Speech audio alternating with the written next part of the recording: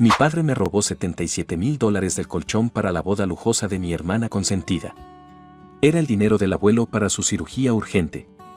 Me culpó por no avisarle, pero testifiqué sin piedad. Tuvo que rematar su casa para evitar la cárcel. Hoy anda arruinado mientras la princesa lo abandonó al verlo sin dinero. Nunca fui el favorito. Mi hermana era la princesa. Yo, el que sobraba. Pero mi abuelo. Él sí confió en mí. Me llamó una noche y, con manos temblorosas me dijo, aquí hay $77,000. Son los ahorros de mi vida. Guárdalos tú, donde nadie los encuentre. Especialmente tu padre.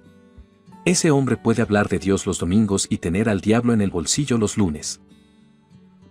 Semanas después, el doctor fue claro, necesita la cirugía urgente o no llegará a Navidad. Corrí a casa, directo al colchón donde escondía el dinero. Estaba abierto, el dinero, desaparecido. El aire se me fue de los pulmones. Fui directo a mi padre. Me miró sin parpadear, lo usaré para la boda de tu hermana. Si esta inversión sale bien, ese matrimonio nos saca de pobres. La cirugía de tu abuelo es un gasto inútil. Pensé que era un mal chiste. Hasta que mi hermana apareció, radiante con su vestido de $30,000. Ay, hermanito, no seas dramático. El abuelo ya está muy viejito. Yo tengo que casarme con estilo. Eres una psicópata. La familia de Ricardo es muy importante. Para ellos, la imagen lo es todo. Tú no entiendes lo que es tener presión social. 2 días después, mi padre me denunció frente a toda la familia. Él se robó el dinero. Anda metido en apuestas online. Siempre fue flojo. Ni carrera tiene. Nadie me defendió. Ninguno alzó la voz. Ni siquiera los que sabían la verdad. Todos bajaron la mirada. Y mi abuelo. Solo lloraba, callado, en su silla. Ahí supe que ya no tenía familia. Y que ellos. Pronto tampoco me tendrían a mí. La primera noche después de la humillación familiar, no pude dormir. Me quedé despierto hasta las 4 de la mañana, mirando el techo, sintiendo como el dolor se transformaba en algo más frío, más calculado. Esa madrugada tomé una decisión, ya no sería la víctima de esta historia. Al día siguiente, fui a una tienda de electrónicos y compré un disco duro encriptado, una grabadora digital y un teléfono de prepago. El empleado me preguntó si era periodista. Algo así, le dije. Esa tarde nació la Operación Archivo.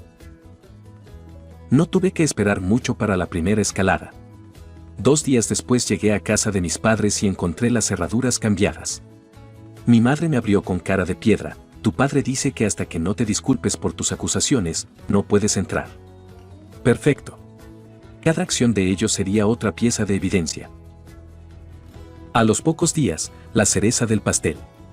Me llama un primo para contarme que mi hermana le anda diciendo a toda la familia de su novio que yo tengo problemas de juego y que por eso lamentablemente no podré asistir a la boda. Hija de puta. No solo se robó la plata, ahora me estaba quemando públicamente para que su teatrito de la familia perfecta no se cayera. Quería que todos pensaran que el loco, el problemático, era yo. ¿Y los domingos? Los domingos eran un infierno. Mi papá, el santo diácono, empezó a usar sus sermones para mandarme indirectas delante de toda la iglesia. Hablaba de hijos malagradecidos que se dejan llevar por la codicia o de proteger a nuestros mayores de familiares con malas intenciones. Lo peor era ver a las viejas del pueblo mirándome con lástima en la calle. El cabrón me estaba usando como su trofeo de la oveja negra de la familia frente a todos. Pero yo tenía paciencia. Cada vez que mi hermana subía fotos a Instagram mostrando los preparativos de la boda, el menú de $15,000, las flores de $8,000, el fotógrafo exclusivo de $12,000, yo añadía la fecha y el costo a mi hoja de cálculo. Ritual terapéutico y evidencial a la vez. Y entonces, pasó algo increíble. A mi papá se le empezó a acabar el dinero para la boda de su princesita. Y vino a mí.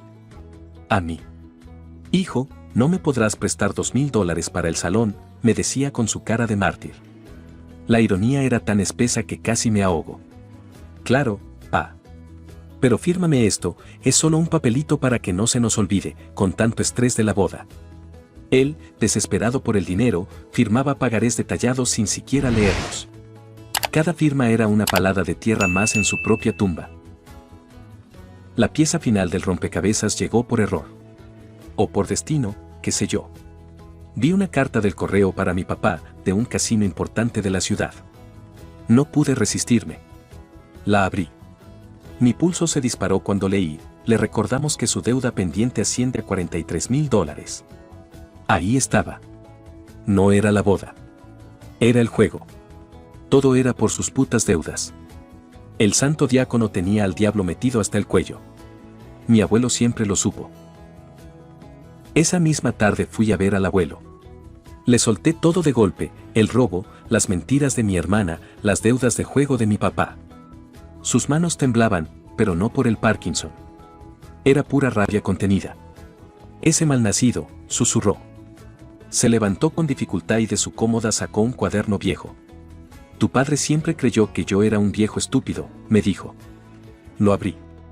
Casi se me para el corazón. Eran los números de serie. De cada puto billete. Los $77,000. Documentados.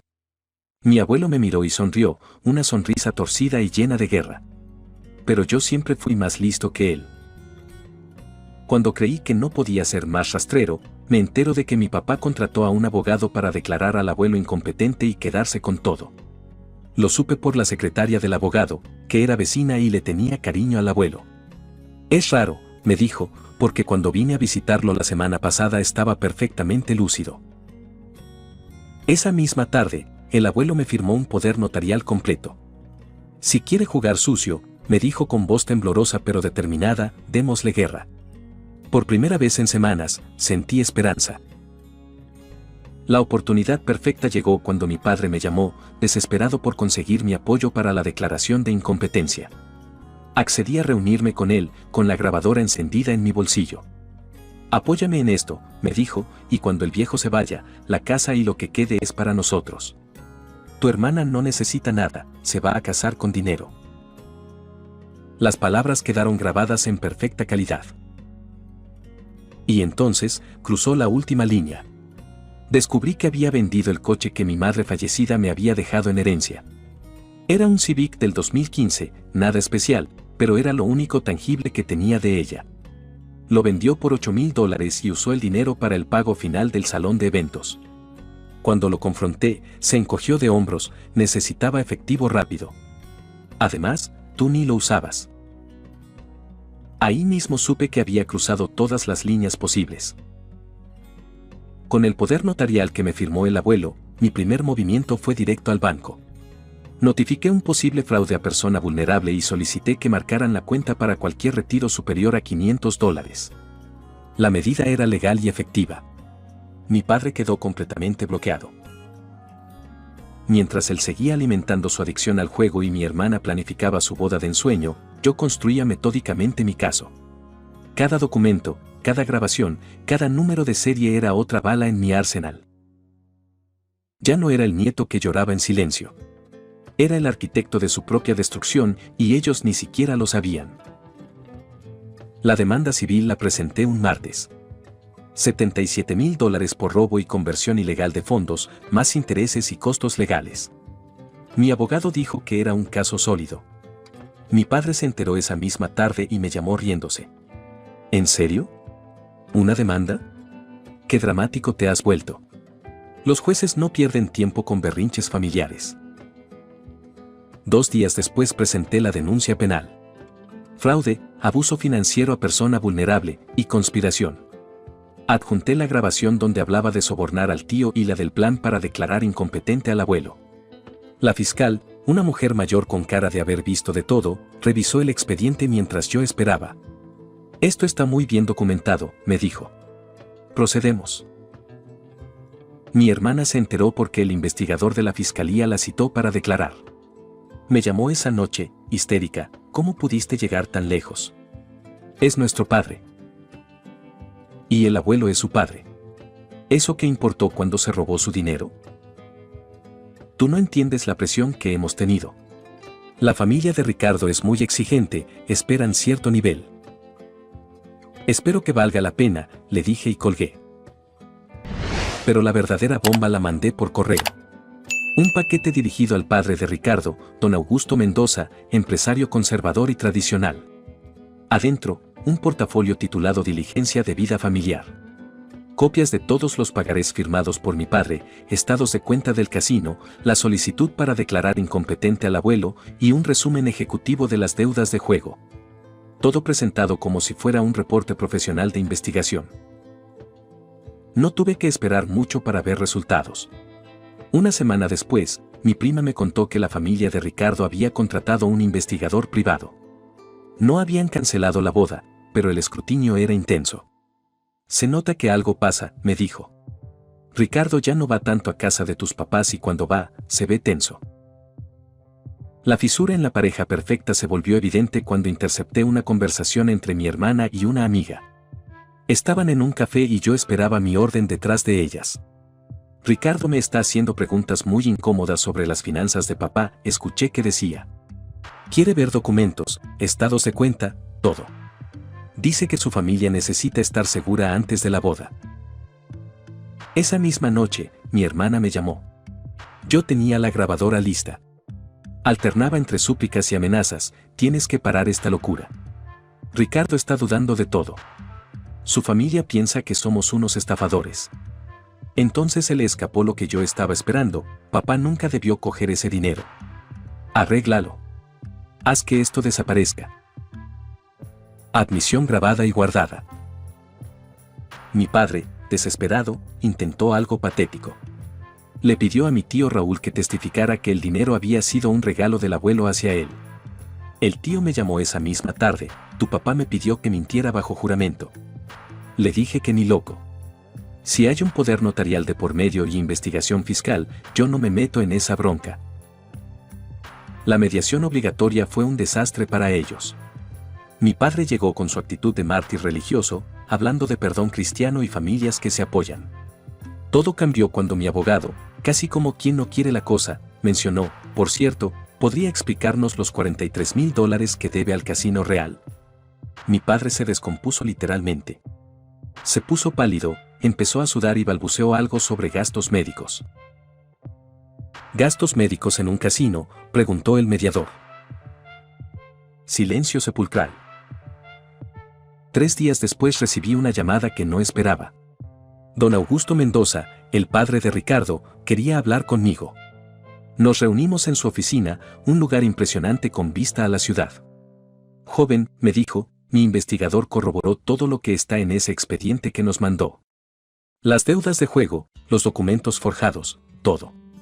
Hizo una pausa. Mi familia no puede asociarse con este tipo de irregularidades. Entiendo perfectamente, don Augusto. Estaremos presentes en el juicio. Queremos ver la verdad con nuestros propios ojos. Fue una amenaza elegante pero clara. El abogado de mi padre, después de revisar la montaña de evidencia que habíamos acumulado, le rogó que llegara a un acuerdo.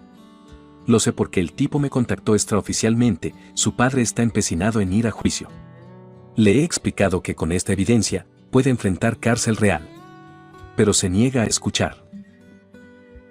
La arrogancia religiosa de mi padre era su perdición. Una tarde recibí una llamada de la enfermera del abuelo. Mi hermana había ido a visitarlo y estaba gritándole, intentando manipularlo para que dijera que él había autorizado el préstamo del dinero. Llegué corriendo y la grabé desde el pasillo, diga que usted le dio permiso a papá. Diga que era para la familia. Todos vamos a salir perjudicados por su terquedad. El abuelo lloraba en silencio mientras ella lo acosaba. Gritándole a un anciano enfermo, le dije cuando entré. ¿Qué bajo has caído? Esto es tu culpa. Todo se está cayendo a pedazos. Se está cayendo porque está podrido desde adentro. Esa noche mi hermana confrontó a mi padre. Yo me enteré porque una vecina escuchó los gritos desde la calle. Al día siguiente el tío Raúl me contó, tu hermana le gritaba que porque no podía arreglar todo, y tu papá le gritaba de vuelta que tuviera fe, que Dios los protegería, que todo estaba bajo control. Pero no estaba bajo control. Mi padre, en pánico total, intentó una última jugada desesperada, me ofreció la mitad del dinero en efectivo para que retirara todo. Podemos llegar a un arreglo, me dijo por teléfono. Te doy $40,000 ahorita mismo y se acaba esto. ¿De dónde vas a sacar $40,000? ¿De otro casino? No seas sarcástico. Piénsalo bien. Si esto llega a juicio, nadie gana. Yo ya gané cuando decidí no ser como tú. Colgué sin más. Ricardo finalmente le informó a mi hermana que su familia asistiría al juicio para evaluar la situación familiar antes de proceder con los planes de boda. Era el final. Mi hermana entendió que el compromiso estaba colgando de un hilo. El golpe de gracia vino cuando mi padre, completamente desesperado por fondos, intentó retirar $15,000 de la cuenta del abuelo para cubrir gastos legales. El banco lo bloqueó inmediatamente gracias a la alerta que yo había puesto. Me llamaron para confirmar, el señor está insistiendo en que tiene derecho a retirar fondos, pero nosotros tenemos instrucciones de bloquear cualquier movimiento. Correcto. Mantengan el bloqueo. 2 horas después recibí la llamada que había estado esperando.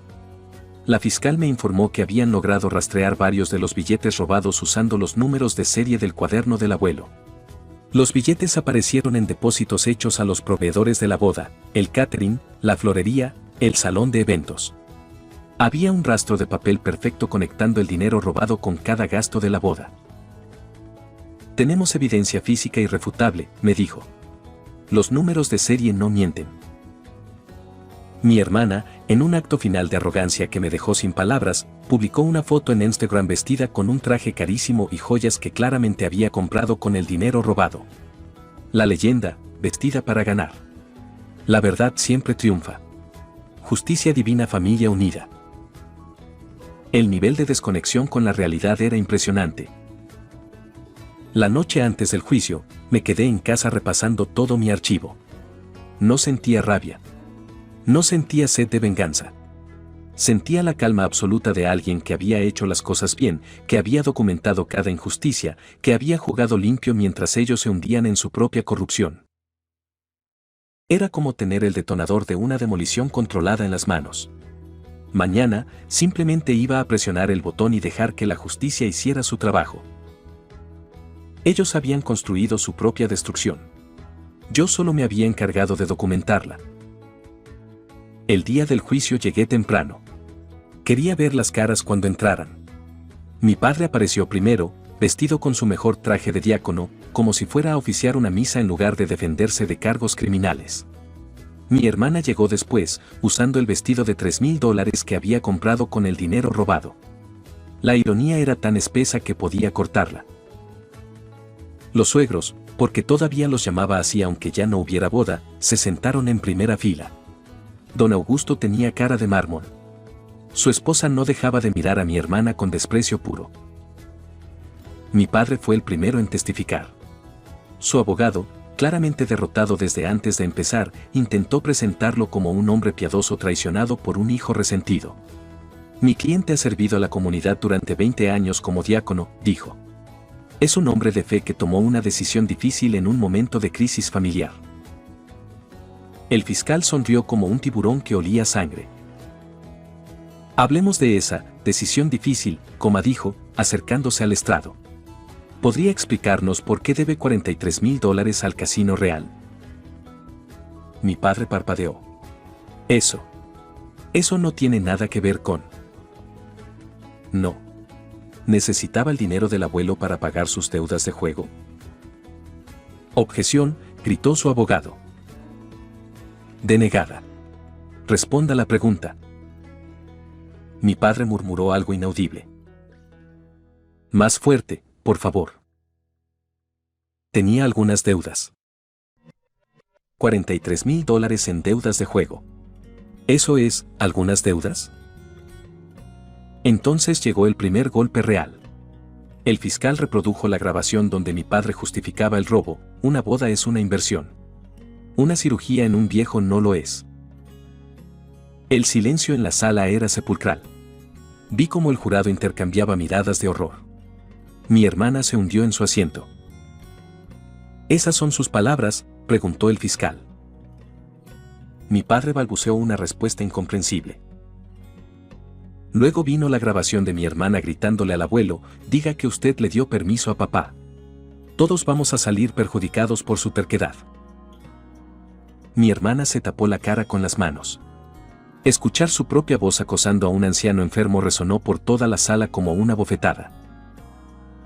El fiscal presentó los documentos del intento de declarar al abuelo incompetente. ¿Por qué querían quitarle al señor sus derechos legales? Para protegerlo, mintió mi padre. ¿Protegerlo? ¿Robándole sus ahorros de toda la vida? Pero el jaque mate llegó con los extractos bancarios. El fiscal los proyectó en pantalla gigante, cada depósito hecho a los proveedores de la boda, cada billete rastreado por su número de serie, cada uno conectado matemáticamente con el dinero robado del abuelo. Los números no mienten, dijo el fiscal. Estos billetes salieron del colchón del señor y fueron depositados directamente en las cuentas del catering, la florería y el salón de eventos. Tenemos un rastro de papel perfecto. Mi padre se desplomó visiblemente. Entonces llegó el momento que no esperaba. El abogado llamó a testificar a don Augusto. El hombre se levantó con la dignidad de un emperador y caminó al estrado. Su testimonio fue devastador en su calma, nuestra investigación privada corroboró cada acusación. Un hombre que le roba a su padre enfermo para financiar lujos es un fraude moral y un riesgo financiero. Luego, se dirigió directamente a mi padre, usted no es un hombre de fe, señor. Es un estafador. Y mi familia no se mezcla con estafadores. Se volvió hacia donde estaba sentado su hijo Ricardo y declaró en voz alta y clara, esta unión se basa en una mentira. La boda se cancela definitivamente. Ricardo se levantó como un resorte, miró a mi hermana con puro desprecio y dijo, se acabó. No te me vuelvas a acercar en tu puta vida. Ahí fue cuando mi hermana explotó. Se puso de pie gritando histéricamente, señalando a mi padre, fue él. Él me obligó a todo. Él me convenció de que era la única manera. Él me arruinó la vida. Orden en la sala. El juez golpeó el mazo, pero el daño estaba hecho. Mi hermana había traicionado públicamente a mi padre para salvar su pellejo. Mi padre la miraba con los ojos desorbitados, como si no pudiera creer que su princesa consentida lo hubiera apuñalado por la espalda. El juez, con desdén visible, le dio a mi padre una opción que sonó como una sentencia de muerte, restitución total de $77,000 más $23,000 en daños y costos legales en 60 días, o enfrentar sentencia de cárcel por fraude, abuso a persona vulnerable y conspiración. 60 días, tartamudeó mi padre. 60 días para liquidar sus bienes. Empezando por su casa. Mi padre se derrumbó literalmente. Las piernas le fallaron y se agarró del barandal del estrado. En un instante pasó de ser el diácono respetado a ser un hombre destruido legal, social y espiritualmente. En el pasillo, después del veredicto, mi padre intentó acercarse a mi hermana. Ella lo miró con odio puro, le escupió en la cara y se fue caminando. Los ex-suegros pasaron a su lado como si fuera invisible. El hombre que una vez fue el patriarca de la familia ahora estaba completamente solo. Me acerqué a él. Estaba llorando, temblando como un niño perdido. ¿Ya estás contento?, me dijo con voz quebrada. ¿Contento? No. Satisfecho. Hay una diferencia. Era para la familia. Todo era para la familia. No, le dije, recordando las palabras exactas que me había dicho meses atrás. Una cirugía en un viejo no es una inversión. ¿Te acuerdas? Esas fueron tus palabras. Se tapó la cara con las manos. El abuelo está muriendo. Los doctores dicen que ya es muy tarde para la cirugía. Pasa los días preguntando por qué su hijo lo traicionó. Lo dejé ahí, derrumbado en el pasillo de un juzgado, cosechando exactamente lo que había sembrado. La justicia no siempre llega rápido, pero cuando llega, es devastadoramente completa. Han pasado 6 meses desde el juicio. El cartel de Se Vende frente a la casa familiar duró apenas 3 semanas antes de que apareciera el de vendida. Mi padre liquidó todo para pagar la restitución y evitar la cárcel. Lo último que supe es que vive en un apartamento de una habitación y trabaja empacando en un supermercado. A los 58 años. La diócesis actuó rápido. Una semana después del veredicto emitieron un comunicado oficial despojándolo de su título de diácono y expulsándolo de la congregación por conducta inmoral grave que contradice los valores cristianos fundamentales. 20 años de reputación religiosa borrados con un párrafo. La cirugía del abuelo fue un éxito total. Con el dinero recuperado pagué la mejor rehabilitación privada. Ahora camina con bastón pero está lúcido y vengativo como siempre. Ese hijo de puta se llevó mis ahorros pero no mi dignidad, me dice cada vez que lo visito. Mi hermana intentó una última jugada hace un mes. Me acorraló en el estacionamiento del hospital después de una visita al abuelo. Dame la mitad de lo que le sacaste al viejo, me dijo, o le contaré a todo el mundo que lo estás manipulando para quedarte con su herencia. No dije nada. Saqué un sobre del carro y le entregué un documento. Era una carta notariada del abuelo, escrita después de su recuperación. Se la dejé leer completa. Su cara se descompuso mientras leía. Después de reflexionar sobre los eventos recientes, declaro formalmente que mi hijo, nombre del padre, y mi nieta, nombre de la hermana, ya no forman parte de mi familia ni de mi herencia. Uno me robó el dinero de mi cirugía, la otra me gritó en mi lecho de enfermo cuando más vulnerable estaba. Mi nieto, mi nombre, me devolvió la vida y la dignidad. Mi legado completo le pertenece únicamente a él, quien demostró ser el único miembro honorable de esta familia. Cuando terminó de leer, le quité la carta. Esto se registra legalmente mañana. Lárgate. Y no vuelvas nunca. Se fue sin decir palabra. Era la derrota definitiva, había sido borrada de la historia familiar por la propia víctima de su crueldad. Ayer, mientras organizaba mis archivos digitales, encontré la carpeta Operación Archivo. Todos esos meses de documentar cada injusticia, cada grabación, cada prueba. La arrastré a la papelera y vacié el reciclaje permanentemente. No era una guerra por dinero. Era por la restauración del honor familiar. Y la gané completamente. Mi padre me llamó la semana pasada desde un número desconocido. Cuando reconocí su voz, solo dije, el abuelo pregunta por ti. ¿Quieres saber si el casino te trata bien? Y colgué. No he vuelto a contestar llamadas de números que no reconozco. Algunas puertas, una vez cerradas, deben permanecer así para siempre. La justicia no siempre es rápida, pero cuando llega es devastadoramente completa.